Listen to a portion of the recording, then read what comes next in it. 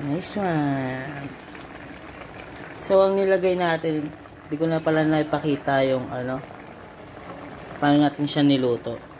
Basta nung una, naghiwa ko ng sibuyas, tsaka bawang. Pero nung niluto ko, syempre, gisa, tapos atay. After ng atay, nilagyan ko ng Ajinomoto, unti. Sakto lang. Tapos, oyster, nilagyan ko na din, saktuhan lang din. Suka, toyo, asukal, mga 2 kutsara, tapos tubig. 1 baso lang.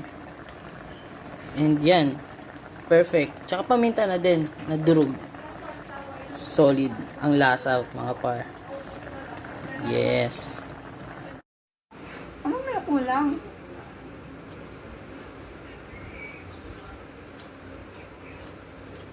May isa ko na kulang. Yeah.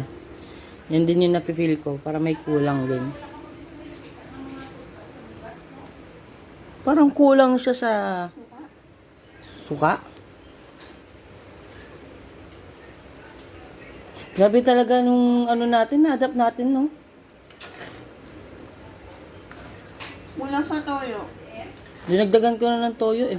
Kulang siya sa alat. O, kasi nilagyan ko ng reno yan, eh. Pinalagyan ni Kuya Janjan. Kulang siya sa alat. Yes. Okay na yung asukal. Oo. Kulang sa alat siya.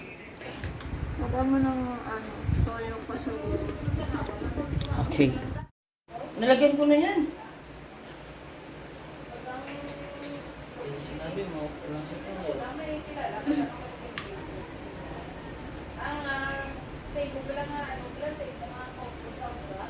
Tikman mo.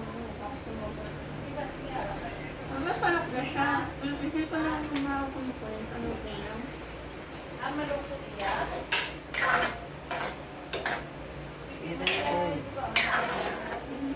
Okay din pala pag nalagyan ng reno.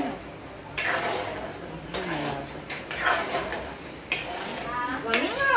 Sana all. Hindi ko pa nagluluto, Tidam. Hindi ko nagluluto ka din. Wala nang siya. Wala ko natawa ng dati. Wala lang ba? Hindi na pa wala. Ewan ko. Oo, yun. Ito na. Okay na?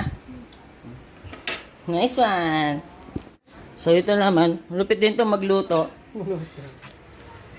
So, tikman natin. Ay, tikman. Titikman niya.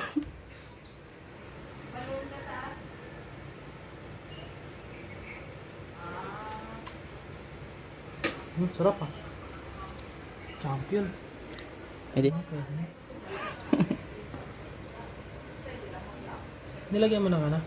Oo, lahat ng Laurel? Laurel? Hindi. Hindi ko man alam kung sa laurel. Pero nilagyan ko ng ng paminta. Lagyan mo laurel. So, yan guys. May laurel na yan. Kung nakita nyo. Hindi lang makita yung iba. Kasi inalo ko na siya. Tapos papakuluin lang namin. Papakuluin ko lang para yung aroma ng laurel, which is ito, ay kumalat. Maging malasa dyan sa pagkain, sa adobo. So, ayun. Salamat.